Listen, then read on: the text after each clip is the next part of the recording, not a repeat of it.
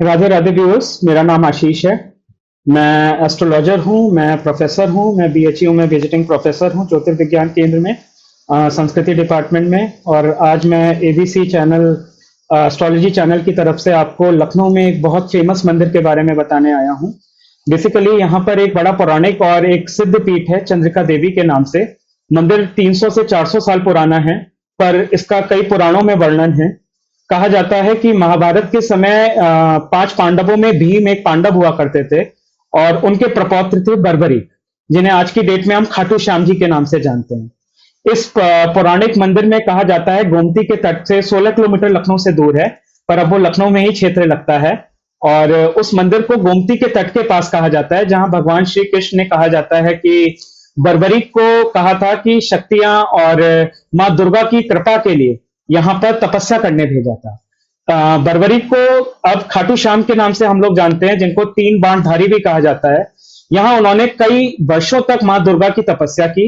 इस गोमती के तट पर कहा जाता है कि माँ 9 देवियों के रूप में विराजती हैं, जो 9 पिंडियों के रूप में ये मंदिर बना है।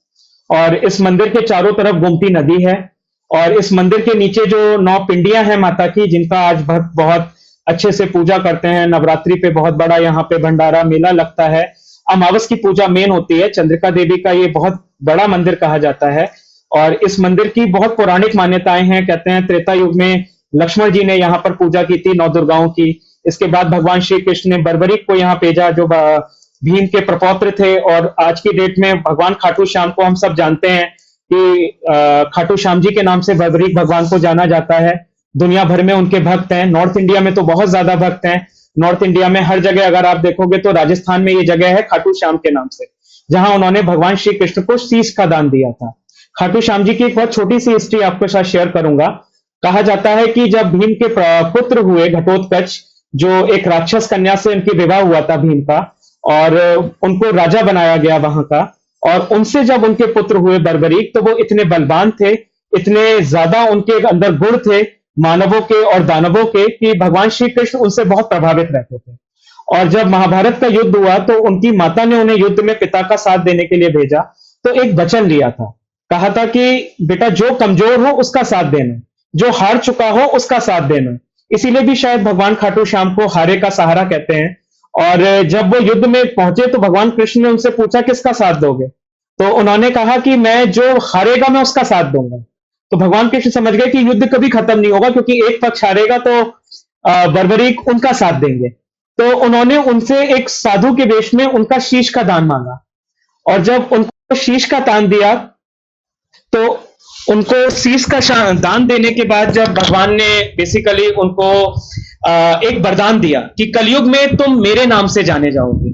कलयुग में भगवान कृष्ण का रूप बर्बरीक को कहा जाता है, और ऐसा माना जाता है कि बर्बरीक एक्चुअली भगवान कृष्ण के रूप में खाटू श्याम के रूप में पूजे जाते हैं। और दुनिया में कहा जाता है जो कोई नहीं बदल सकता, कहते हैं भगवान भी अपना लिखा नहीं बदलते, वो भगवान श्री कृष्ण का वरदान था खाटू श्याम जी को कि वो लिखा हुआ बदल सकते हैं। तो ये उनकी तपस्थली है। एक ऐसा क्षेत्र है जहां माँ दुर्गा 9 रूपों में विराजी हुई है। मैं चाहूंगा कि लखनऊ के इस क्षेत्र के बारे में आप लोग जानें, और कभी लखनऊ या अवध क्षेत्र में आना हो तो इस क्षेत्र में आके माँ दुर्गा का आशीर्वाद लें, क्योंकि जहां पर तपस्या करते हैं कोई भी व्यक्ति, मतलब चाहे ऋषि मुनियों की तपस्थली है या भगवानों का क्रीड़ा स्थल है या रहने का स्थान है, वहां उनकी एनर्जीज आज भी होती हैं। और उन एनर्जीज को हम अपनी ब्लॉकेज क्लीन करने के लिए, अपने आप को अच्छा करने के लिए, साफ रखने के लिए, क्योंकि हम लोगों की बॉडी भी उस ऑरा को ऑब्जॉर्व करती है। तो इन तीर्थ क्षेत्रों के ऑरा हमारे ब्लॉकेज क्लीन करते हैं, कार्मिक डेप्थ्स को क्लीन करते हैं। आप एक बार चंद्रिका देवी जरूर आइए, देखिए, महसूस करिए अवध क्षेत्र के सिद्ध पीठ को, जो भगवान खाटू श्याम की तपस्थली भी है, और पौराणिक युग से ये देवी स्थल है जहां 9 दुर्गा विराजी हुई है। राधे राधे व्यूअर्स, धन्यवाद।